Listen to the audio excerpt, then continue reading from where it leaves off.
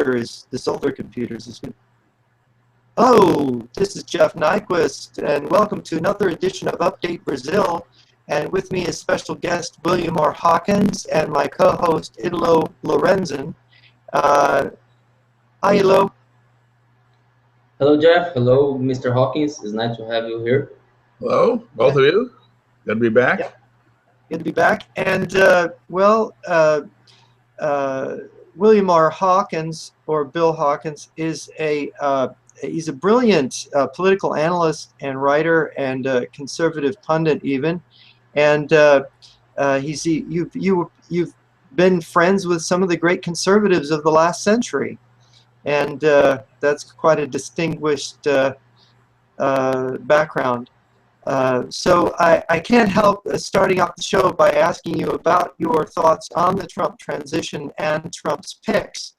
Could you tell me what you think so far? Well, a lot of these people are not very well known outside of, I guess, of business circles. He's not picking people with political backgrounds. All I can hope is that he knows them on a personal level, knows more about them, that they're, these businessmen. I've been concerned over the years that we've seen sort of the passing away or non-replacement of what used to be called the patriotic businessman.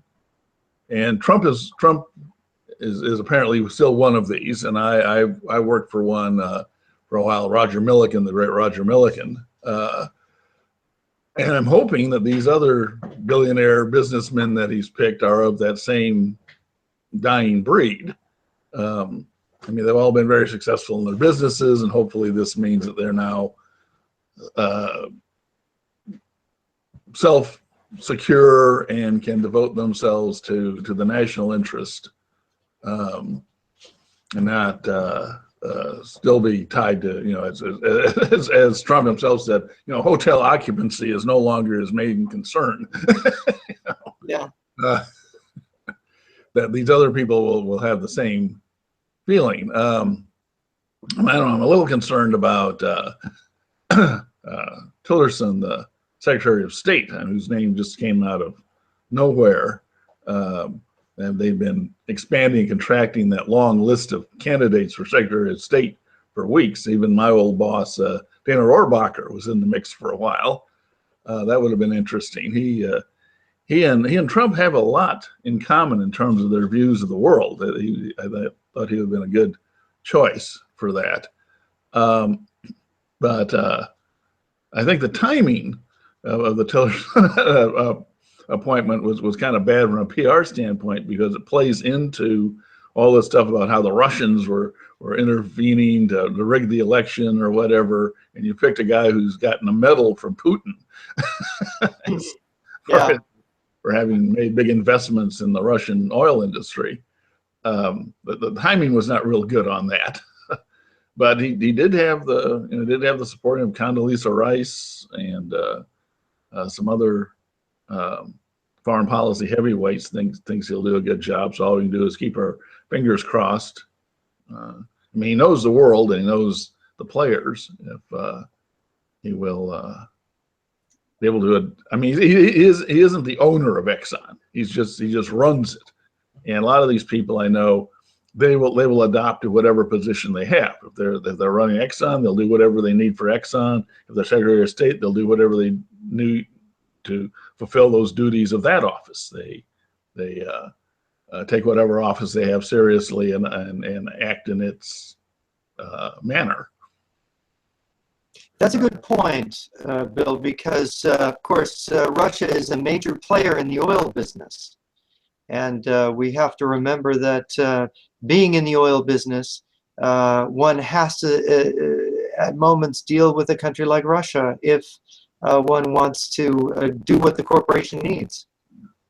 Well, yeah, he's, as the head of Exxon, he was opposed to the sanctions we put on Russia because they interfere with him doing business in Russia. Now, of course, he's not going to be doing business in Russia. He's going to be Secretary of State, a whole different set of duties and responsibilities. And he hopefully will adapt those. I've heard the rumor that John Bolton is going to be the next most powerful person in the State Department. I guess that's the Deputy Secretary of State or Undersecretary of State. Deputy. Deputy, right. Is that kind of telling as to where the policy is headed? Well, I hope so. I mean, Bolton's had a lot of ideas about reforming how the State Department operates, the bureaucracy and all that. And as deputy, that's really what he's going to be in charge of, the structure, the day-to-day running of the department. So he'll be good at that, of reforming that, doing a little attitude adjustment, hopefully, on the bureaucracy. And he's certainly sound on the issues. Yeah, that was good. Do you have any thoughts about General Mattis being the Defense Secretary? Oh, I think this is very good, because he, I mean, he's been involved in this for 40 some odd years.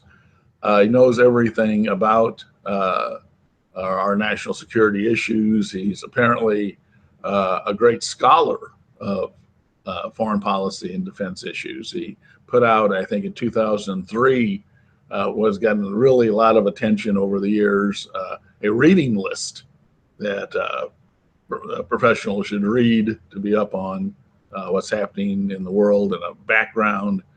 I think it was Kissinger who once said you have to know all this stuff before you get into office, because you don't have time to learn it when you're handling the day-to-day crises. You have to have adopted the background before you get to that post, and I think he's done that. I mean, his nickname is the Warrior Monk. That he's a scholar as well as a soldier. So I think that was good. And of course, our security problems are very complex. We've got NATO issues, which of course Mattis has worked in NATO. With Russia, we have the Pacific, we have Iran in the Middle East, we have Syria, we have issues in Latin America. So he may be one of the most knowledgeable people. Well, yeah, the Middle East will be interesting, because he was head of Central Command, dealing with all of that, and the Middle East is really a mess. I mean, we've essentially lost, we've lost the war a couple of times over there. Certainly, the Syrian collapse is, I mean, Obama recently said, well, every day he wakes up and wonders, what can I do to help things in Syria? And then decides not to do anything, apparently, is his conclusion. So there isn't anything you can do. But you've had the Syrian regime, which looked like a few years ago it was going to be overthrown, because it is just a rump organization, has very minority support.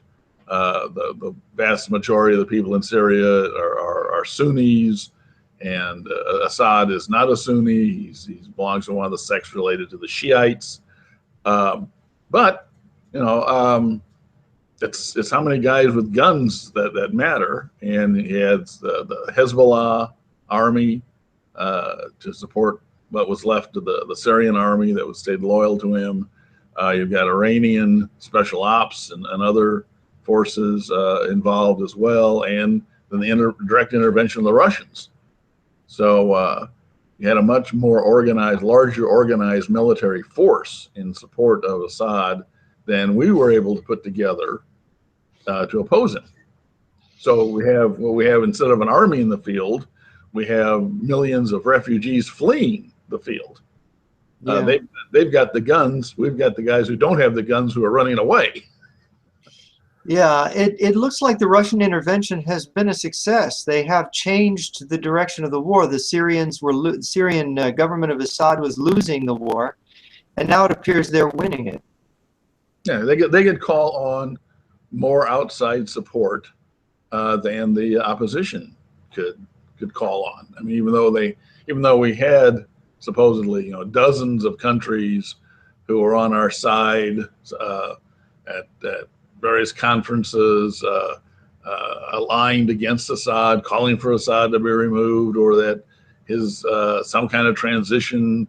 But it doesn't matter how many countries you have on paper wanting something if they're not willing to act. They're not willing to put people in the field in a revolutionary situation. It doesn't mean anything. It's the guys on the ground with the guns who matter. Yeah. Do you think Trump's policy in Syria is going to be one of helping the rebels? I mean, my impression in the election was that he wanted to destroy ISIS, and he wasn't particularly interested in confrontation with the Russians in Syria. Well, yeah, that's true. That's true. He talked a lot about we're going to get rid of ISIS, and that's like all he talked about. But the people he's appointing, General Flynn, what's his name, the congressman who's going to run the CIA, Mattis from background Central Command. These are all Bolton, deputy at State. They're all anti-Iran. They all see that Iran is the big threat in the region. And Iran is, of course, the one standing behind Assad in Syria, the one who's been arming and equipping the Hezbollah army, which has also been trying to take over Lebanon. Iran is the strategic threat in the area. I mean, Obama's gotten a lot of flack for calling ISIS a JV team, but really, ISIS is. I mean, ISIS is just a bunch of insurgents. They think of themselves as this caliphate thing, but they really don't have the means to do that. Whereas Hezbollah is a much bigger, stronger, better equipped, armed and equipped insurgent army that's been around a long time. It's backed heavily by Iran, of course, now the Russians. So Trump has appointed people who understand that Iran is the bigger threat. I mean, ISIS is somebody we should have wiped out a year or two ago. We could have wiped out in one campaign season if we'd really put effort behind it. They're a minor league threat. Iran is the major league threat. And you're right, Trump has not talked about it, but he's appointed people who want to go after Iran. Do you think that Trump is appointing people he thinks are competent, but that he's going to call the shots on the policy? Well, that's hard to say. I mean, he's got this big commercial empire. He seems to be a guy who wants to be in command, who watches things. Now, how much he delegates, we don't really know. I mean, he set the policy and then say, okay, you guys find the best way to carry it out is maybe a good approach. We don't know exactly how much detail work. We know, I mean, Jimmy Carter, when he was president, was a big detail guy. He wanted to follow everything personally, and it wrecked him. It wore him down. You really can't do that. George W. Bush did the opposite. He delegated and they screwed him on the details. Well, yeah. So it's a medium in there somehow. I mean, I know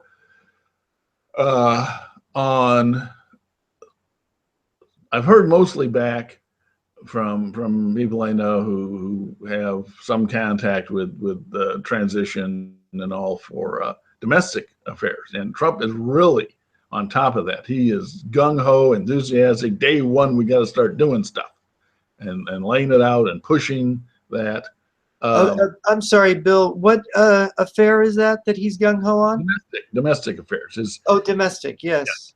Yeah, job creation. He wants to have a whole menu of stuff ready to go on day one to start creating jobs in America. He knows that's what got him elected, and we expect that. So he's really intensely engaged in trying to fulfill that. So he is a take charge guy.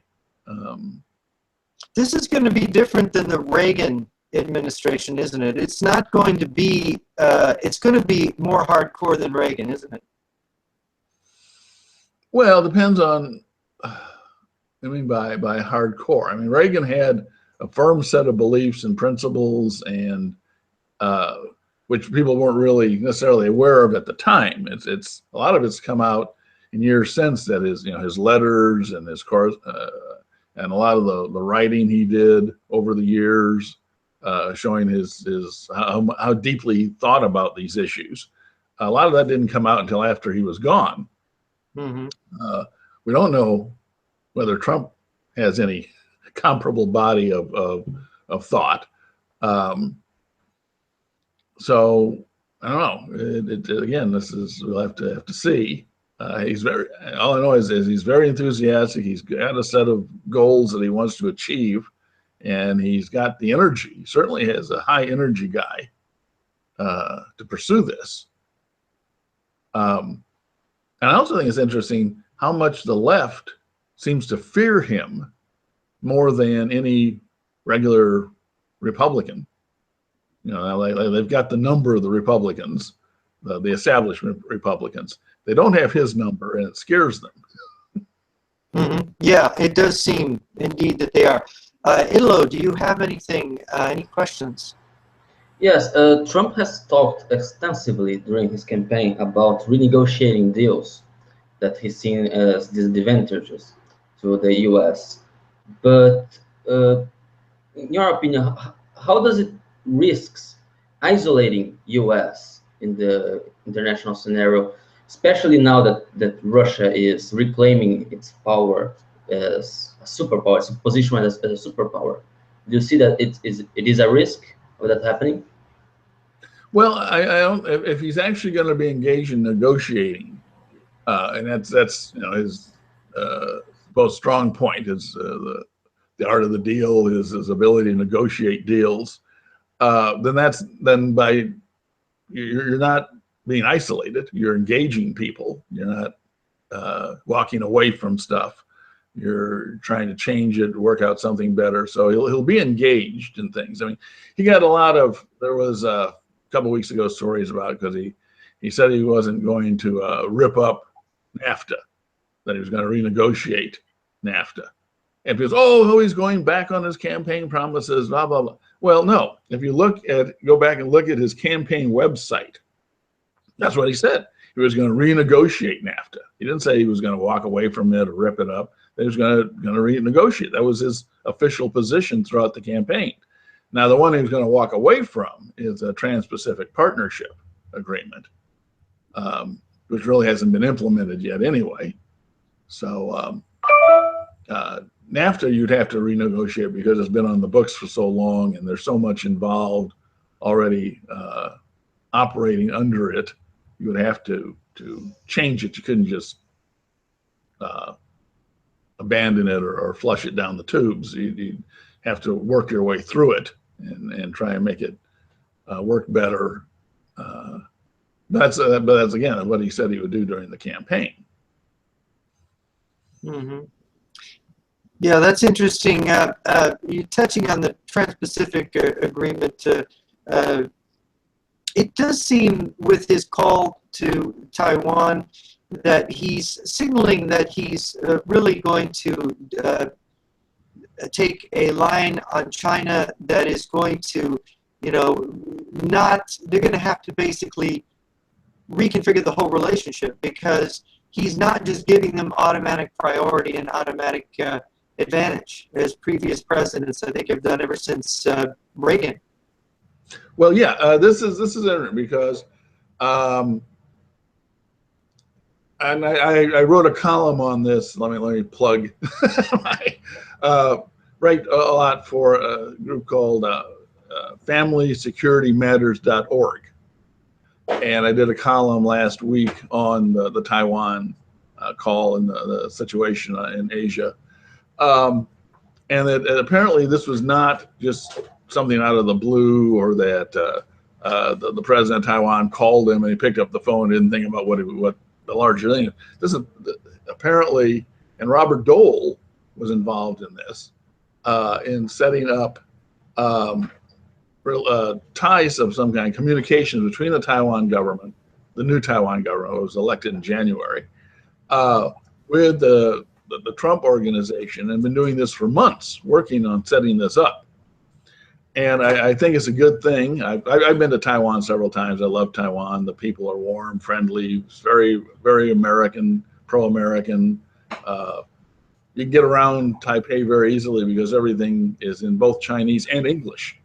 I mean, they've done it that way so that Americans can feel comfortable there.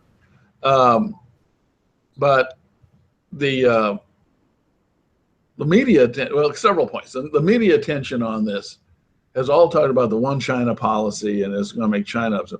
Nobody has really talked about what is the Taiwanese attitude towards the one China policy. And the Taiwanese attitude has changed considerably since that one China policy was adopted. At the time, we had this joint declaration, all that about one policy or one China. The nationalists were the dominant political power on Taiwan. Those are the guys who fled the mainland after the Civil War in 1949, came to Taiwan, and had dominated the government there for decades. And they accepted the one China policy because they wanted to rule China. They wanted to go back someday, go back across the strait and take over China. So they wanted to be part of China because their hope was if China reformed or became actually be somehow translated to a democracy, or the communists got into trouble and there was unrest, that they could go over and reclaim the mainland. I'm not counting on that. I'm not betting any money that that's the way it's going to play out. Right. But over the time here, the Taiwanese have developed their own identity. The majority of the people in Taiwan don't think of themselves as being Chinese. They think of themselves as being Taiwanese. And if you look at it, there's only been a few years between the end of World War II and when the nationalists came over that Taiwan was ruled from Beijing. I mean, the Japanese took Taiwan from China in 1895. Right. Held it up till 1945. Then there was that little transition there when China was on the winning side in World War II, but then the communists took over and Taiwan became de facto independent. And they've been de facto independent for over 60 years now. So there's no reason for them to really think of themselves as being part of China because they really haven't been for 120 years. And the new election in January brought the Democratic Progressive Party into office. They're the ones who lean towards independence. They're prudent about formally declaring it because they'll provoke a Chinese attack. But they were elected 56% of the vote, I think it was.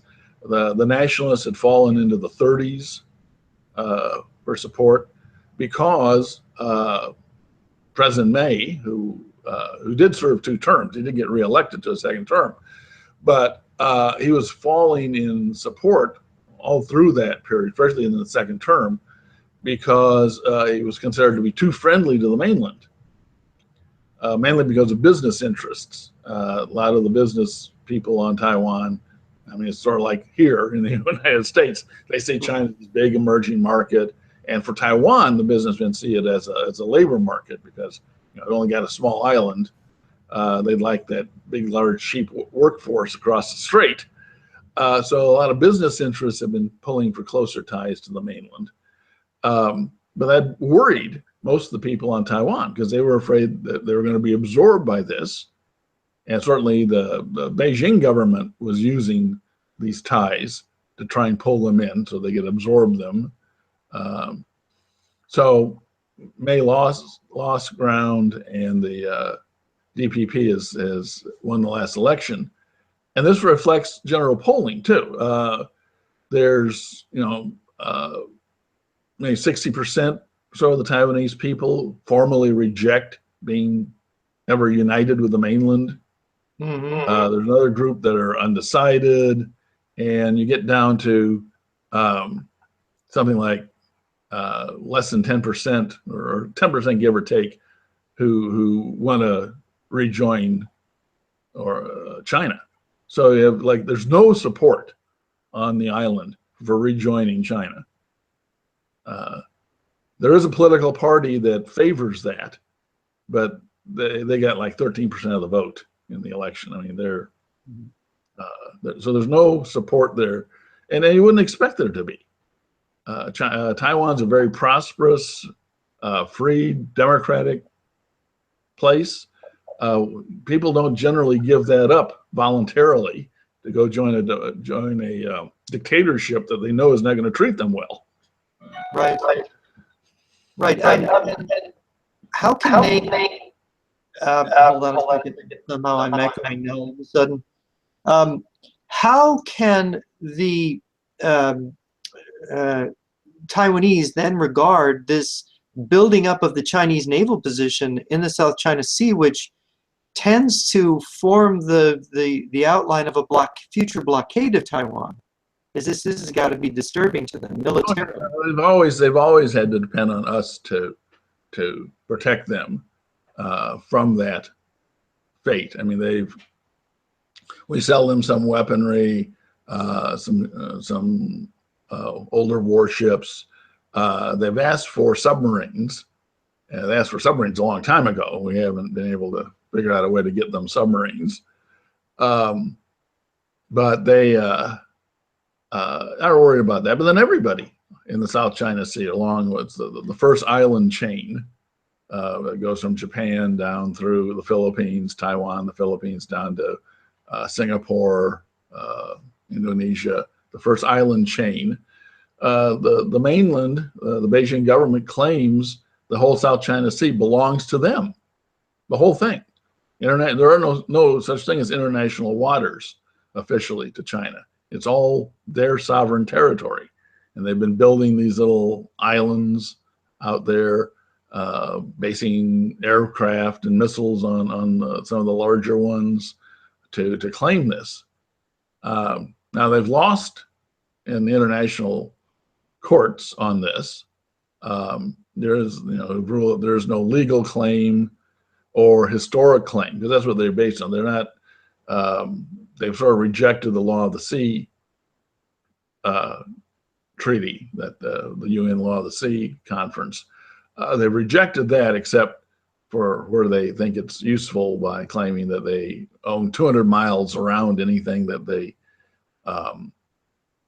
can claim as their economic zone, which they have translated into being a sovereign zone, which is not even under the Law of the Sea is that a sovereign zone. But they really base the claim on the fact that in the past, the Chinese Empire of ancient times controlled those waters, were the dominant power. And they're setting themselves up to be the dominant power in the South China Sea again, to make that claim good. And that's why we have to keep challenging that. Not just sailing ships through, which we've been doing, but we need to actually do things in those waters, hold maneuvers, loiter around, show our international waters. So is Trump headed for I guess a clash with China on this, because the signaling to Taiwan may really supposedly anger the Chinese, and the Chinese talk like they're willing to go to war over these things. So, or is this the Chinese? He's just calling the Chinese bluff. Well, I mean, they always threaten. They always rattle a saber.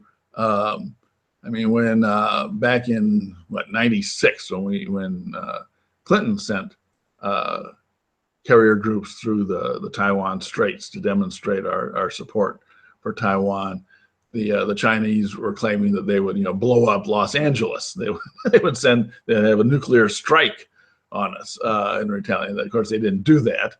And in 2010, 2010 was an interesting year along the first island chain. That was the year when you had the big blow up in South Korea, when the North Koreans torpedoed that South Korean corvette and sank it. And there were a whole bunch of naval maneuvers. Everybody sent their fleets out to maneuver in those areas. We had joint maneuvers with Japan and Sea of Japan. The Russians even sent a huge fleet. They took most of their ships from Europe, sailed them all the way over to Asia, held huge naval maneuvers off of Vladivostok, their territory in the Pacific. Though there's some question that may have been a demonstration as much against China as against us, because they even though they and China are allies or aligned, Putin is a little concerned about still being able to hold the Russian territories in the Far East against China. I mean, you've got 4 million Russians in an area about the size of Western Europe, and you've got 100 million Chinese sitting right on this border up there. But then we held joint maneuvers with the South Koreans, sailed through the South China Sea, but the Chinese were threatening all through that time that there'd be dire consequences. They had their big naval maneuvers too. They certainly threatened that if we sent any ships into the East China Sea, which is the waters between Korea and China, they made very close threats to that this would be an act of war if we did that. And we hemmed and hawed, and Obama finally got around to sending a carrier group into the East China Sea for a quick in and out dash, just to show that we didn't believe the East China Sea as sovereign territory of China. But they made a lot of saber rattling then too. But I think, getting back to your original point, I think Trump is looking at a bigger issue than just trade. I mean, through the campaign, he talked mainly about, well, we got to do something about the trade deficit with China and the fact we've lost so many jobs, outsourcing of factory jobs to Chinese factories. We got to rebalance that. And it was mainly economic. Put 35% tariff on Chinese goods, declare them. Said on the first day he's president, he'll have the Treasury Department declare China a currency manipulator, which would thus give us grounds under our own trade laws to impose an across-the-board tariff on China. We could do that. And the initial Chinese reaction has been, well, Trump doesn't really want, Trump is not as hawkish as Hillary Clinton. I mean, the Chinese are actually leaning a little towards Trump because Hillary was the one, particularly back in 2010, busily trying to put an alliance together of all the countries around China to contain China. So they thought, well, Trump isn't as hawkish as Clinton was. He's just worried about economics. He's just worried about trade. He's a businessman. We can cut a deal with him. That we can make some kind of a deal on trade with Trump. Or not, or he'll be forced to make a deal with us on trade because other business interests in the U.S. will force him to. And it's always, you know, have to remember, the communists, they may not be Marxists per se anymore, but they're still Leninists. And that view is that any capitalist society is actually run by the capitalists, that the political leaders are just a superstructure propped up by the business interests, and therefore you can always cut a deal with them. But if Trump is actually going to expand this from not just look at the business interest, not just look at the trade deficit, but see that the trade deficit has been something that has been used by China to gain capital, to gain technology, to gain infrastructure, that makes them now a would-be peer competitor of us on a strategic level. If he's made that connection, and I think some of his advisors know that, then it's not going to be something he'll just cut a deal on trade with and let the Chinese run amok. Interesting. Italo, do you have any thoughts, any questions? Well, speaking about the Chinese has a strong ties with the São Paulo Forum here in the Latin America, and the São Paulo Forum has suffered big defeats in the last 2 years, not sufficient defeats, but big defeats. Is there anyone in Trump administration that is aware of what's really going on in Latin America? Well, I don't know. I mean, this has been a problem for quite a while, and both parties of both administrations just basically ignore Latin America. Now, I don't know. I mean, he did appoint former head of Southern Command, which oversees our relations to Latin America, at least in the military dimension, as head of Homeland Security. But I don't know if that really translates into a larger foreign policy concern that you just raised. Except for the question of immigration, Trump really hasn't said anything about Latin America. But then neither did Hillary Clinton, and Obama hasn't done anything about it either. It's sad. Yeah, he has some. He gave some speeches about the situation in Venezuela, but I didn't see anything more than that. In Brazil, for example, the Chinese are the biggest partners of the iron industry. They take away virtually all the iron. So I see that the Chinese has somehow a expansionist policy here in Latin America, which is the U.S. great backyard. So it seems to me that the Chinese are playing in American field, and I don't see, as I said, I don't see the American leaders actually concerned about it. Yeah, and also in Africa, the Chinese are the big investors there. Of course, where do they get the capital to do this? They get the capital from the trade surpluses they run with the U.S. and Europe, and they take that money and they invest it and buy assets in Latin America and Africa and elsewhere. If we can square this, Trump squares the circle on that and realizes that we can cut those trade deficits down. We also deny China the capital to expand in other areas. That would be a good connection to make.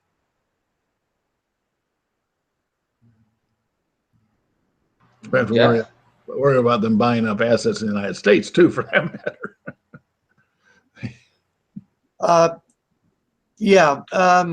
I am kind of interested in what your thoughts are about, when you talk about squaring the circle, about the U.S. National debt, how it's increasing. The trade balance is one issue, but he has to also tackle this government spending national debt issue where we're spending $500 billion to $1 trillion or more above what we're taking in. Do you think that he can actually do this? And does he face they just raised interest rates now, and that of course can cause economic downturn. Do you think he's going to suffer an economic downturn in the first year or two of his first term, if he has a second term? Well, no. I'm not real concerned about the interest rate hike because it's still very minor. I mean, we're moving up from zero to like 0.5%. I mean, that's still historically way low. So I'm not too worried about that. The budget deficit though will be a problem. Everybody's saying, well, this is back to the supply side economics of Reagan, where you don't worry about the deficits. You assume you're going to use the spending to stimulate the economy, and the economy will then raise tax revenues that'll come back from it. Though, of course, the serious supply siders never said it would be 100%, that you're going to get all the money back that way. You get some of it back that way. So yeah, well, the deficit is a problem, and we still have this bit about wanting big tax cuts. which I think you have to look at on a case-by-case basis. I don't think there's any real case for across-the-board tax cuts in the personal income tax. I mean, those have already been cut many times. When Reagan did it, the situation was much different. The rates were incredibly high when we had the Reagan reforms. The George W. Bush reforms were very minor. Will change, 4 or 5%, and got very little bounce out of that. There's a thing in economics called the law of diminishing marginal returns. You can do things for a while, but eventually the effect the effect wears off, or there isn't enough effect left because you've already done all the major things you can do. And I think we've hit that in tax cuts. Now, there's a case that we made for cutting the corporate tax rate because it is the highest. We have the highest corporate tax rate of any advanced economy in the world, and that does put us at something of a competitive disadvantage. We can repatriate some of the overseas money if we cut that rate. But again, that's not going to be a big deficit producer if we make that change. And the spending, well, it depends. We need infrastructure. There's a lot of things that we actually need to spend the money on. Infrastructure is one. It's amazing that somehow in the 50s and 60s, when our economy was much smaller than it is now, we were able to build the interstate highway system. But now, for some reason, we can't maintain it. I mean, that's so infrastructure needs to be done, and he's also promised to rebuild the military, particularly the Navy, which of course gets us back to the South China Sea issue. He wants to build us up to a 350 ship Navy, and we've got like 287 ships, something like that now. So that's a pretty good size increase in the fleet. And that'll have and both of those will have stimulating effects on the economy. That's what the markets are looking at. Why we've had this huge stock market rally since Trump was elected, because they see productive spending. A lot of these huge deficits. I mean, we doubled the national debt under Obama, and got very little out of it. I used to teach economics. I believe in fiscal and monetary policy. I believe in stimulating the economy. So what has astounded me is we had so much supposed stimulation with so little effect. I mean, we didn't have a single year under Obama that we got up to 3% growth, which is supposed to be pretty much normal growth. And certainly coming out of a recession, we should have had growth rates of 4 or 5%, but we never got anywhere close to that because he didn't spend the money on the right things. Trump's plan at least has us spending money on the right things. Now, it's still going to be the problem of the deficit, and that's something we have to worry about. Do you think he's going to get spending under control? Like even Reagan couldn't quite stop the increase in government spending. Well, yeah, Reagan had the problem that he had a Democrat Congress, or certainly, or at least a Democratic Senate most of the time, and he had to. His number one goal was to build up the military to win the Cold War, and he was willing to cut political deals. If you support in his case, a 600 ship fleet. Okay, I'll let you have some more domestic spending. He had made that trade-off with the Democrats. Under Clinton, the trade-off, actually Clinton was restrained in his spending because he had a Republican Congress for most of his time. Plus, it was after the Cold War, so there was a so-called peace dividend. We were able to control spending under those conditions. So I don't know. I have a feeling we're going to still be running pretty large deficits for quite a while here. Large deficits. Gosh, that doesn't sound too good. No. Well, we managed to survive to some extent under Obama because the Federal Reserve was willing to monetize some of those deficits. But that may not be the case going forward. Do you think that that Trump's going to control spending? Do you think he's going to get spending under, get larger spending decreases than Reagan did? I mean, Reagan was trying to I think Reagan, as I recall, decreased, I think under Carter, what was the rate of government increase of spending every year was 16%, and Reagan lowered it to like 8 on average.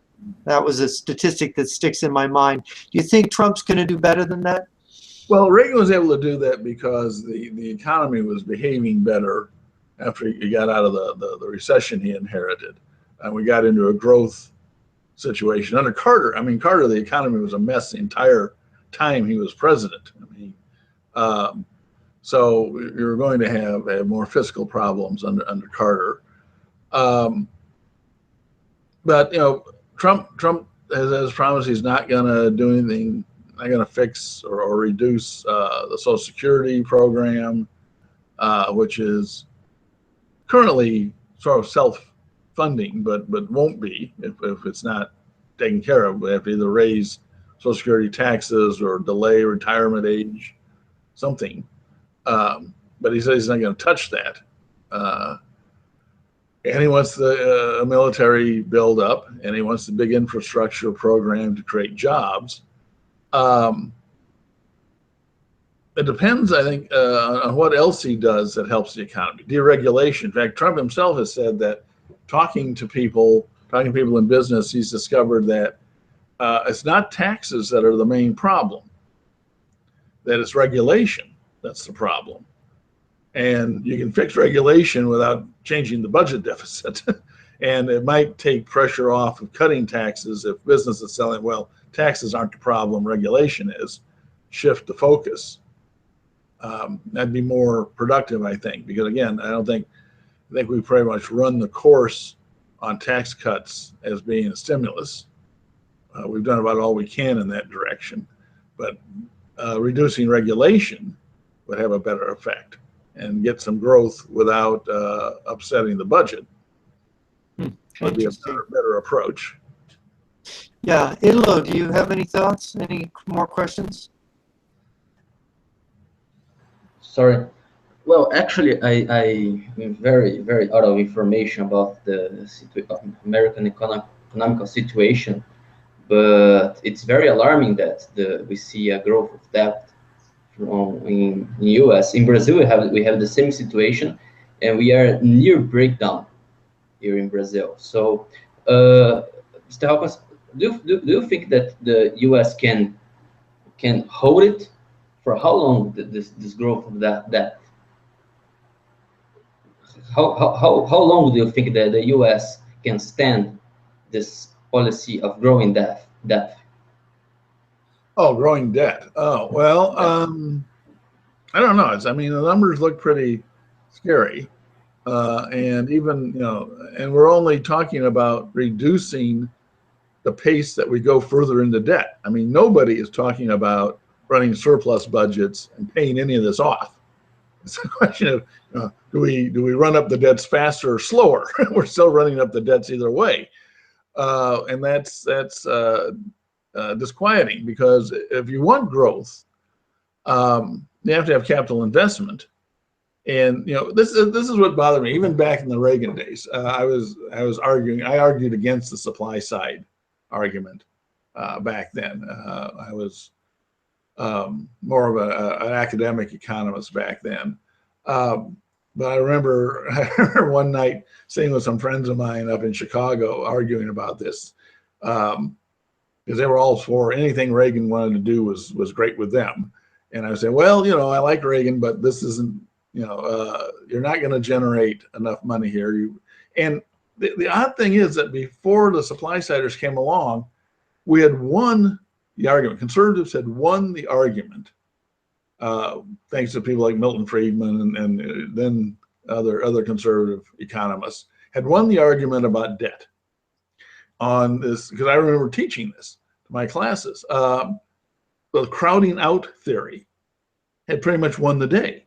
That if the government is borrowing money, they're taking money out of the capital pool, which business needs to invest to expand the economy.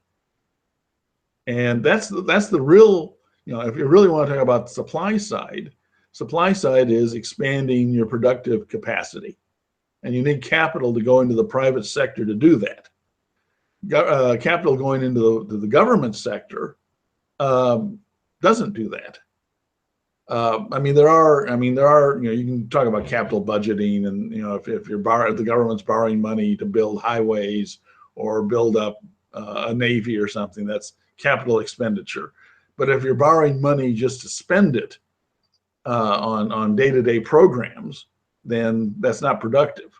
You're taking money away from productive activities, and that's a lot of what Obama was doing. A lot of his deficits were not really stimulation. There was just money going to pay everyday bills. So and that's why, since the Federal Reserve had to monetize some of this debt, because it was even in a period when we were under capacity utilization, we were still the drain on capital budget, on a capital pool, was so large, you were inhibiting the private sector from growing, which is one reason we've had such low growth. So you've got to get back to that notion that capital is not unlimited. There is a lot of capital out in the world, but it still has to be utilized in productive fashion if you're going to get growth. There's still plenty of unmet needs. There's still lots of things we can do, we need to do. But the money's got to be put in those programs that meet those needs. Do you suppose that Trump's strategy here on the economy is that if he gets the regulations off, if he gets growth, that what will happen is there'll be less of a need for welfare state payments, that there won't be as much food stamps, or won't be as much federal assistance to different things. And if he gets some kind of small tariffs, he can make up for some of the money there. Do you think that his strategy is this, to basically, by freeing up the economy, he lowers the amount that the federal government will have to spend? Well, sure.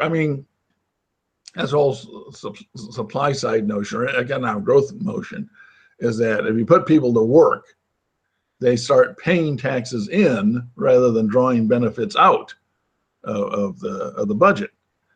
So you're cutting the deficit from both ends. You're generating more tax revenue, and you're not having to spend as much money on food stamps or housing allowances, public housing, or whatever. That's part of that. Tariffs, I don't know. The problem with tariffs is he's talking really about protective tariffs, the point of which is to get businesses to relocate back here. It's not to raise revenue. You don't want people, you want tariffs that prevent people from selling things or exporting to the United States. So if you do that, then you don't collect money from those tariffs. Those tariffs don't collect anything because the goods aren't coming across the border to be taxed. You're keeping them outside the country, and that will help build up growth within the country. Now, if that works, the benefit of the growth of the creation of new jobs, the movement of industry back to the United States, that will have a larger revenue effect. People generating income, that'll have a larger revenue effect than the tariffs would. You'll collect more money from domestic economic growth than you would from tariffs. The last question here about the illegal immigration. Trump saying that he's going to deport about 3 million illegals. It sounds like he is going to go after the criminal illegals. Do you think that Trump is going to encounter resistance here? Is this going to be a political problem? Well, you would. I mean, it's being fashioned. This should be the obvious thing. We don't need. You know, you can say, well, you know, we need people to work in meat packing plants, or we need gardeners, or whatever. But we don't need criminals. We don't need drug pushers. We don't need rapists. We don't need petty criminals. We don't need street gang members. There's no case you can make that the United States needs immigrant criminals. So that should be easy to do, and should have lots of popular support. But you get into this whole big thing about sanctuary cities. What are they sanctuaries for? I mean, this is about cooperation between state and mainly city, but some state law enforcement agencies with the federal government. So these are the people who are dealing with the criminals, and they've been ordered by their political leaders not to cooperate with the federal government in getting rid of criminals.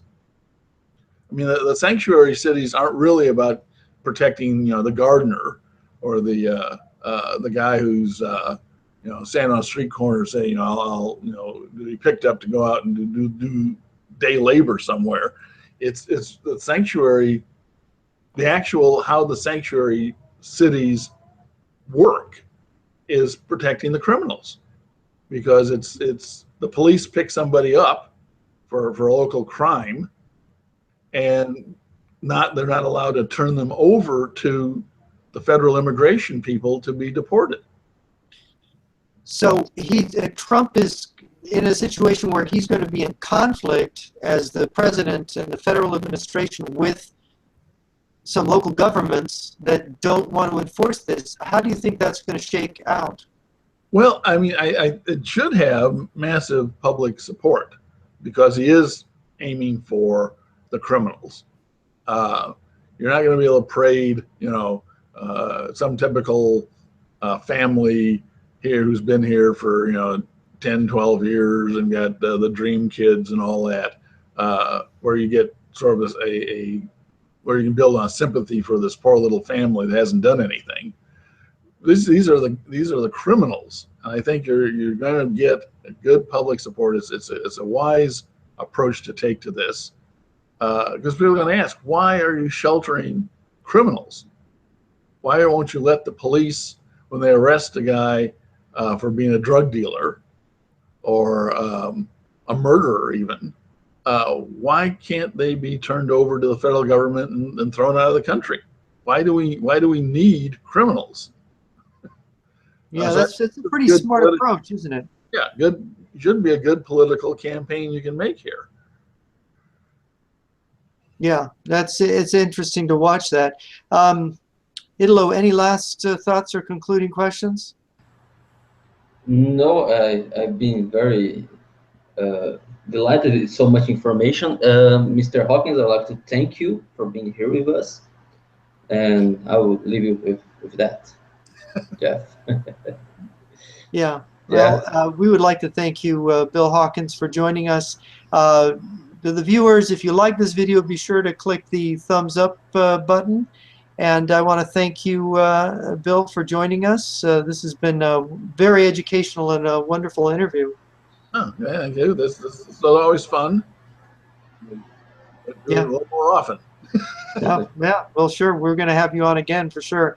I want to thank the viewers. On Monday, we're going to have Diana West Monday morning at 9 a.m. Eastern to discuss fake news.